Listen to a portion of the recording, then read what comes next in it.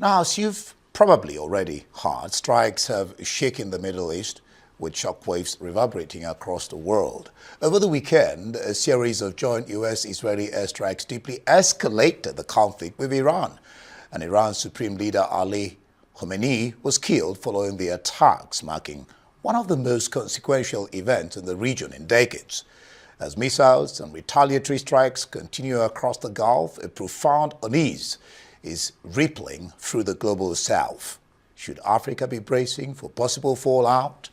Here in Nigeria, the government has called for de-escalation and restraint in response to the crisis. At the same time, members of the Islamic movement in Nigeria have held protests in Kano and other northern states following the news of Khamenei's death. While Nigeria is unlikely to be caught in a direct military crossfire, questions persist. Could the country face diplomatic or geopolitical repercussions? Could the Middle East conflict trigger tensions or realignments that affect Nigeria's foreign relations, security, or regional interests? Well, to answer those questions I just raised, I have on the line from Lagos the Director of Research at the Nigerian Institute of International Affairs, Professor Joshua Bolarinwa, and here in Abuja studio, the veteran journalist, columnist, and former Foreign Service Officer Ilyasu Gadu. Gentlemen, you're welcome to Prime Time. Yeah, good evening. I'm glad to be here. All right, Prof, let me start with you. Analysts are warning this could extend beyond the Middle East and with implications for global oil markets, inflation, and the cost of living in countries like ours. What's your overview, let's start from there, of this developing, if you like, conflict?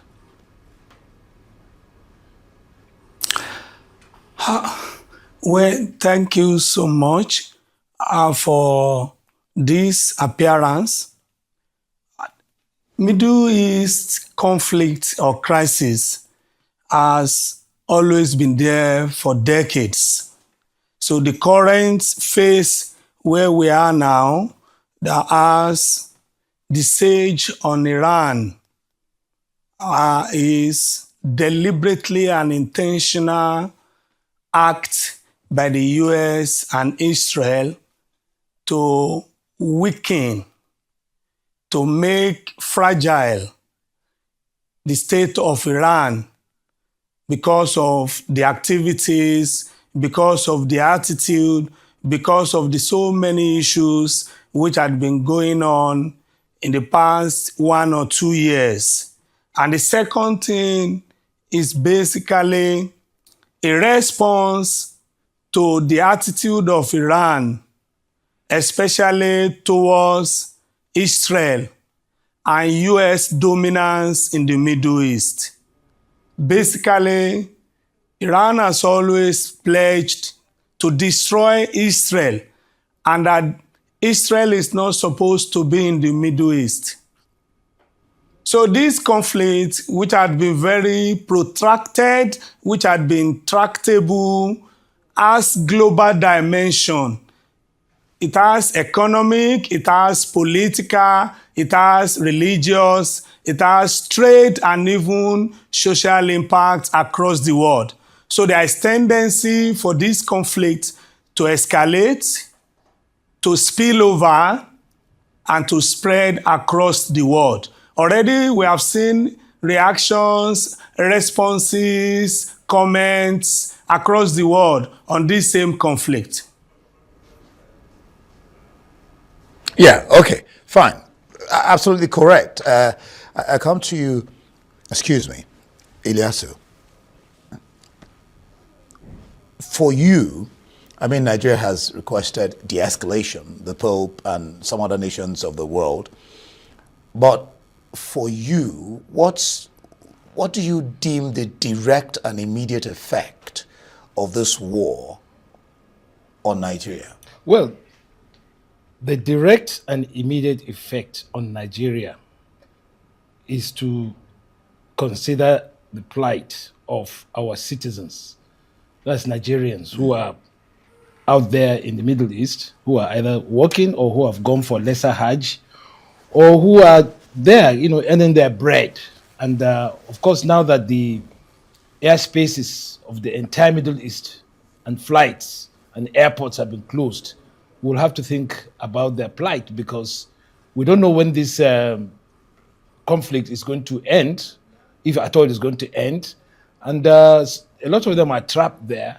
And the bombings have continued, and it's unfortunate. So that's the first direct thing. The second thing is to look at where we stand on this. I think the government has done the right thing by calling for de-escalation, which everybody wants in that area.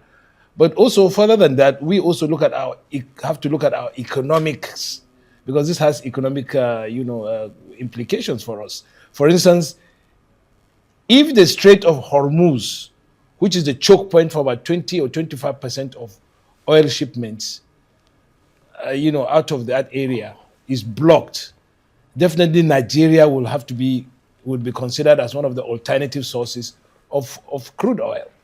And of course, also, let's not forget that there are two huge LNG plants in Qatar and Oman.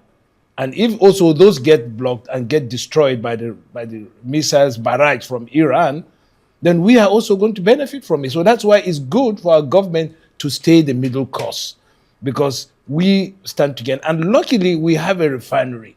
So countries that are going to be affected by the closure of the Strait of Hormuz would likely come in here. And you can even consider that the Americans may have even looked at that possibility in the way that they have stationed come into this country, to make sure that our oil and our crude oil resources remain open, because from here they want to have a secure alternative source of fuel, of crude, to America, which is just about 12 days from here shipping.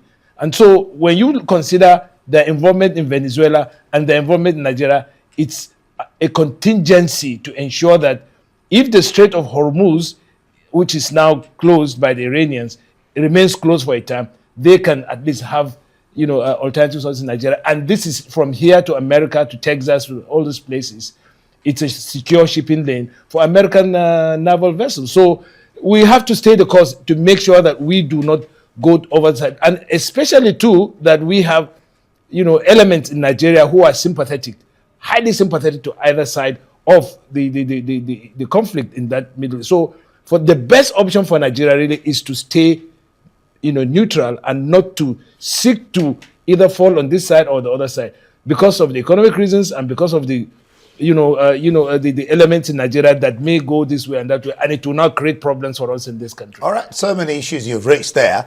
We'll take them one by one. Prof, Qatar Energy says it has suspended LNG production. European gas prices have jumped sharply. Will it be right then to say that Nigerians could pay more for gas? What do you think? Well, basically, this is one of the major implications of this war that is going on presently in the Middle East. The LNG gas in Oman and Qatar, very huge, and it's been serving the world and Africa, and especially Nigeria. So now that they have suspended it, it may affect the supply of gas to Nigeria and other parts of the world. Beyond this implication, there are other implications, religious, political, social effects of this war that is going on. Because, as it were, Iran is dominantly a Shiite nation, while Saudi Arabia and most other Arab states in the Middle East are Sunnis. And there have been these religious rivalry and issues between these two sects. And so over time, there have been issues and challenges and problems. So this war can also escalate and spread or have effect on that at the same time. So economically, oil production is affected now, but of course, OPEC and OPEC Plus, they are already considering options of increasing oil production. Initially, they have agreed that they will reduce oil production. But now, technically, they are agreeing that because of this current war going on, they will increase production. And this will serve as a cushioning effect for supply of global oil supply in the international market. And apart from this, I earlier said that a country like Nigeria will benefit from this, but we are not saying we are ripping off from the war.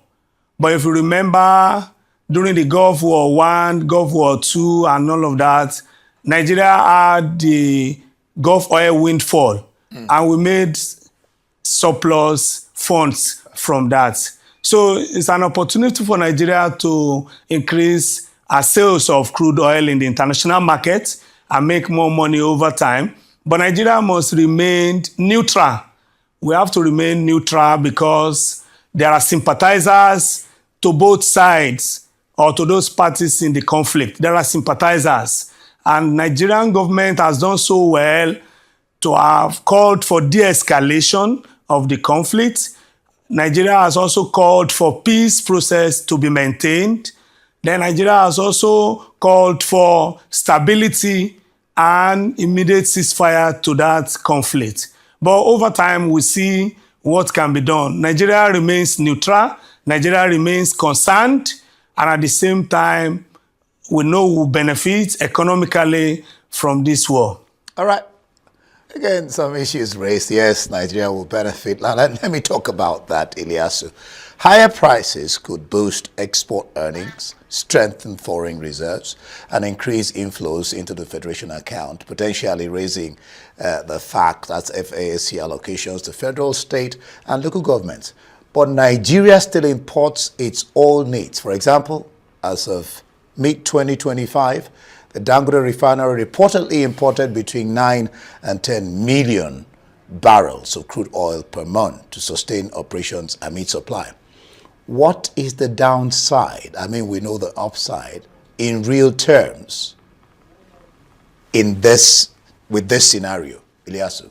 Well, the downside is, if the straits remain closed, and of course, most of the oil that is taken to the international markets has to go through the ships, through shipping, and of course, the shipping premiums would rise, and along with them also with the price. The pricing of oil is contingent on a number of factors, not just the supply end, but also the shipping is very, very important.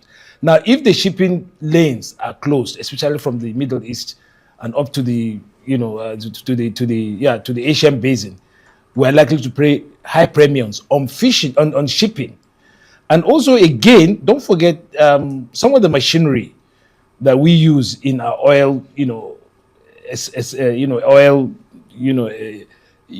exploration and excavation and mining and all that are also from abroad. And if this conflict affects Europe specifically or to a large extent, the cost of those will transfer to us.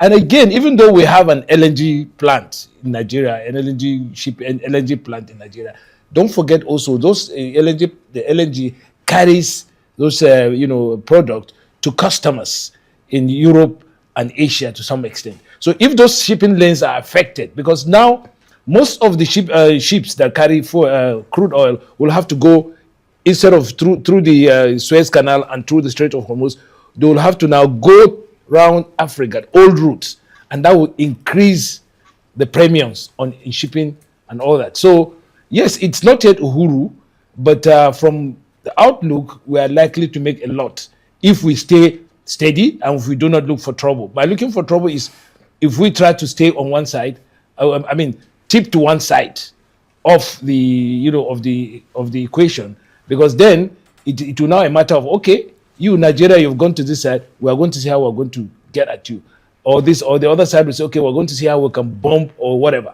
So we should the situation calls for strict neutrality while we see what we can get. I believe that if it's managed very well, what we are going to get from this windfall, if it's managed very well, it's going to help balance the budget, help balance some of the deficits we have in our budget. But again, we should also be careful. Again, we must also make sure that our people who are there are lots of Nigerians, thousands of Nigerians who are in Dubai, who are working as workers in Dubai, who are in Saudi Arabia, who are in, I understand that Saudi Aramco is affected. The Ras Tanura, which is one of the largest refineries in the world, is affected.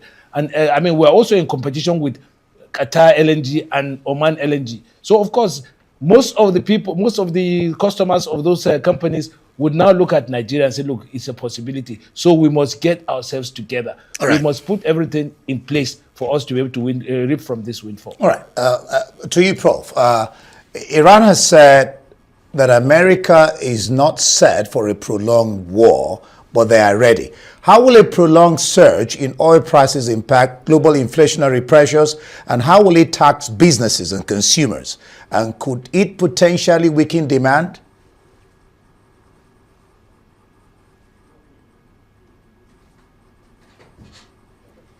Hello, Prof.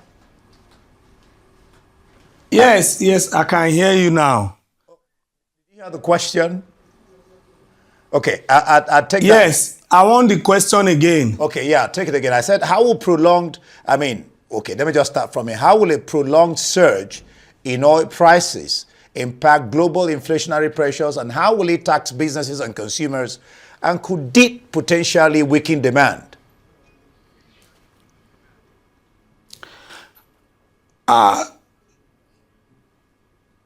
Prolonged surge on oil production and the prices, there are major problems in this war, because if this war prolongs for a long time, it will affect global oil supply. And if supply is affected, demand will increase. If demand increases, the prices of oil products will also increase. And this will affect nations like Nigeria and other nations who depend on crude oil and gases from that region.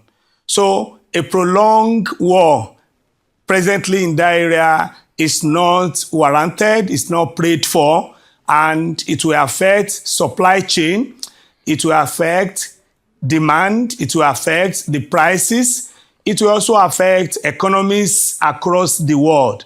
And more importantly, the consumers, you and I, every other person who uses gas at home or fuel for our cars and all of that will be affected. Right. So the prolonged situation of this war will cause a surge in oil prices, in global supply, in the demand, and the price will surge, and everyone will be affected. And businesses globally and generally will be affected. Yep. And that will cause global destruction in economies across the world. Yep. Okay, on a last note, Ilyasu, let's talk about security implications. Are there security risks with the strikes becoming an emotional and, if you like, political flashpoint, especially with IMN already protesting the killing of Khomeini here in Nigeria, in Kano, and other parts of the north? Yes, these are the lines of fractured lines that we have to be very careful about, because the IMN has always, made its intentions known as regards what, it feels about the treatment of, the treatment of the sect. And of course, some years ago, there were about scores of them were killed in Zaria, and they still, nurture those scars. So, and this now has become something of like a casus belli for them. And that if we do not manage it very well, we have to ensure that we do a lot of proactive, discussions with some of their leaders and tell them, look, we do not want these things to escalate to this part of the world, Nigeria especially, because we already have problems on ground anyway. And we have to continue. The government has to really, do something about it. National Security Advisor's Office must make sure that this does not escalate to Nigeria. Whatever needs to be done must be done to make sure that it doesn't escalate to Nigeria. Because it could spill over and then create more problems. All right. Thank you so much, Prof. Bolarinwa and Ilyasu Gadu. Gentlemen, for being on Prime Time. Well, that's it for this edition of Arise Prime Time. Do join us again tomorrow from me and the entire team here in Abuja. Goodbye, and thank you for watching.